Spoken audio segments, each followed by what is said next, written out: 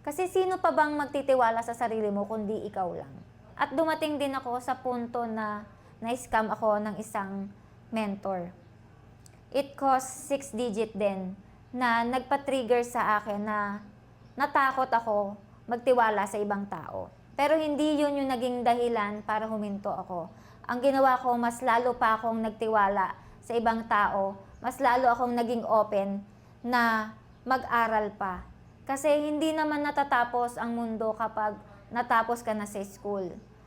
And to think na ilang taon na ako pero patuloy pa rin akong nag-aaral kasi ang sarap matuto. Matuto sa experience ng iba, matuto dito sa pagkakamali ng mga nagagawa ko, sa pagkakamali ng mga desisyon ko. And dito ko natutunan na kailangan talaga natin ng mentor. Someone na kaya kang pagalitan, kaya kang pagsabihan. Hindi yung mentor na sasabihin sa'yo lahat ng plano pero hindi sasabihin sa'yo kung paano ka mag-grow pa. Yung mentor na naniniwala sa'yo, mentor na gustong-gusto din niyang maabot yung goals mo sa buhay. And pinagdasal ko talaga to. Sabi ko, Lord, ang dami nang nasayang na opportunity. Ang dami nang nasayang na oras. Pati mga staff ko nagtiwala na.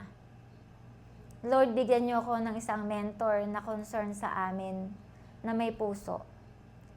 At maraming salamat. This 2026, I finally found Sir MJ Lopez.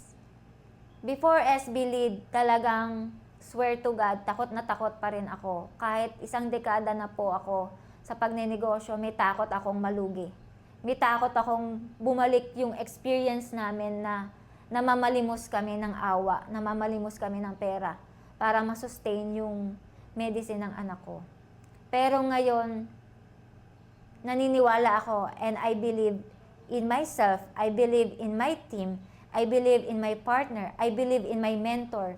At kung mangyari man yon na bumagsak kami, malugi kami, o mawalan ako ng staff, kayang-kaya ko pong bumangon.